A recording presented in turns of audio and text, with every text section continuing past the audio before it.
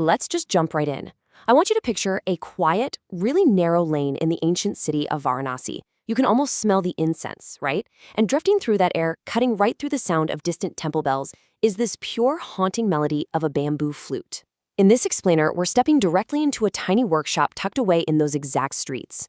Behind a pretty worn-down wooden bench sits Mohan Mishra. He's 81 years old, and for 65 of those years, Mohan has been one of the absolute last master makers of the traditional Indian bamboo flute, the Bansuri. But what we're looking at today, it's not just a how-to on making an instrument. It's about a philosophy, a rapidly feeding philosophy of art, extreme patience, and just pure devotion. You don't choose the bamboo chooses the music. I mean, just listen to that quote for a second. It completely flips our entire modern idea of manufacturing right on its head. Long before the sun even comes up, Mohan walks out to this little storage shed. Inside, bamboo poles that have been drying for over 2 years. 2 whole years, literally just waiting. And he doesn't just grab the first piece off the pile. No, he taps each pole really gently. Most of them just make this dull thud. But eventually, one is going to ring out with this clear, resonant tone. That is when he smiles. Because as he says, you don't force the material, you listen to it. The bamboo itself dictates the music it's destined to play. Section 1. Forged by fire and memory. This is where raw nature meets some incredibly intense human discipline. So the absolute craziest part of this, Mohan creates these instruments 100% by hand. You won't find a single machine in his workshop. 0. After that massive 2-year drawing wait, he cuts the bamboo down to size. And then comes the fire. He heats these iron rods over glowing charcoal until they are literally red hot.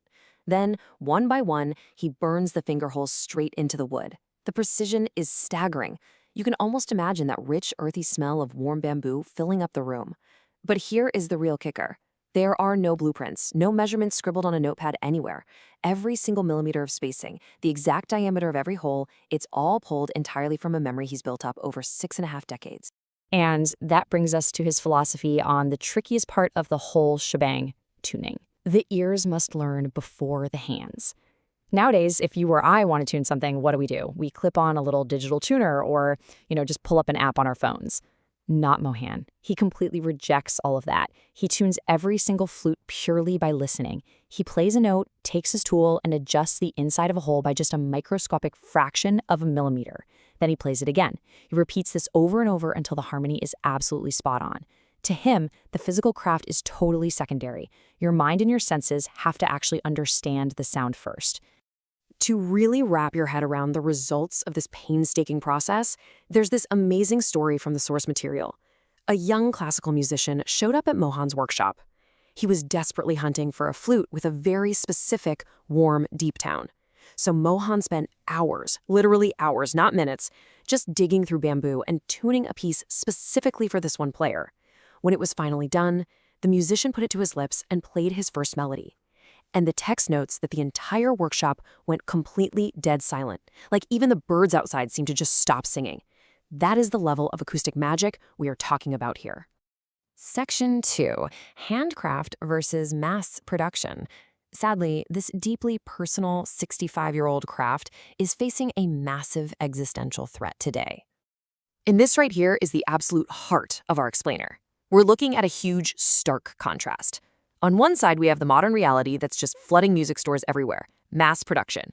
It's driven by machines churning out these uniform products in giant factories.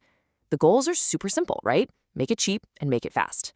But on the other side, we have Mohan's world of handcrafted precision. It demands immense patience, literally shaping wood with fire, a finely trained ear, and deep, deep institutional memory. In a factory flute, every instrument is exactly identical, totally stripped of any character. But in Mohan's world, every single flute has its own entirely unique voice, shaped by the exact piece of bamboo it came from. Of course, in a world absolutely dominated by cheap, factory-made stuff, a lot of us have kind of lost touch with what real craftsmanship actually costs. Customers will wander into Mohan's shop, look at a Bansuri, and ask why it costs so much more than the mass-produced ones down the street. And how do you think he answers? He doesn't argue with them. He doesn't, break down his hourly rate or complain about waiting 2 years for bamboo to dry. He just hands them the instrument and tells them to play. The difference is so immediate, so unbelievably clear, that he doesn't even need words. The soul of the instrument just proves itself the literal second the air hits the wood. Section 3. The apprentice relationship. So, what happens to all this incredible knowledge? Well, we actually find a really beautiful solution to this fading art form. Enter Ravi. He's a teenage boy who has started showing up at Mohan's quiet little workshop every single weekend. Ravi doesn't just want to be a musician playing on a stage, he wants to be a maker. And this apprentice relationship is everything. Mohan is passing down his core philosophy to this kid. First, crafting the instrument is just as important as playing it. You cannot truly master the Bansuri if you don't understand exactly where its voice comes from. And second, Mohan teaches Ravi that a true maker must hear the music before anyone else does. Think about that. The maker is the very first audience that bamboo ever has. That is a pretty profound responsibility to hand over to the next generation. Section 4. Giving breath a voice. Which brings us to the emotional conclusion of our explainer. Time catches up with all of us, and Mohan is no exception. As Mohan gets older and his hands grow a bit weaker, he knows his time at that wooden bench is slowly coming to a close, so he decides to make one final bansuri. For this ultimate masterpiece, he goes out to his shed and picks the absolute finest piece of reserved bamboo he's been saving for years. He goes through the whole ritual, the hot iron, the meticulous tuning by ear, one last time. But when it's done, he doesn't put a price tag on it. Instead, he engraves just one single word near the mouthpiece, sans. It translates to breath, and he absolutely refuses to sell it. He permanently gifts it to his teenage apprentice, Ravi.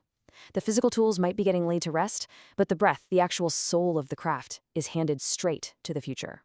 The source material paints this incredibly vivid picture of Mohan's final day working in the shop. The evening sunlight is just pouring into the room, casting this rich golden glow over everything. Mohan picks up a flute and plays one last melody. The notes drift out into those narrow Varanasi streets. Kids playing outside stop, dead in their tracks to listen. You can hear distant temple bells ringing right in harmony with his music. And when he finishes, he lowers the flute and says, "People think I made flutes, but all my life I gave breath a voice." Wow, what a powerful way to reframe your entire life's work. And that leaves us right here with a pretty huge question to ponder. We've just seen this incredible contrast between cheap, lightning-fast factories and Mohan's patient, fire-forged precision. As we keep surrounding ourselves with more and more identical, mass-produced items, what actually happens to the soul of the things we use? What happens to that generational knowledge, those vital apprentice relationships, and the sheer art of giving breath a voice? It's definitely something to chew on the next time you pick up a tool, an instrument, or really any object in your daily life. Thanks for hanging out with me for this explainer, and keep questioning the world around you.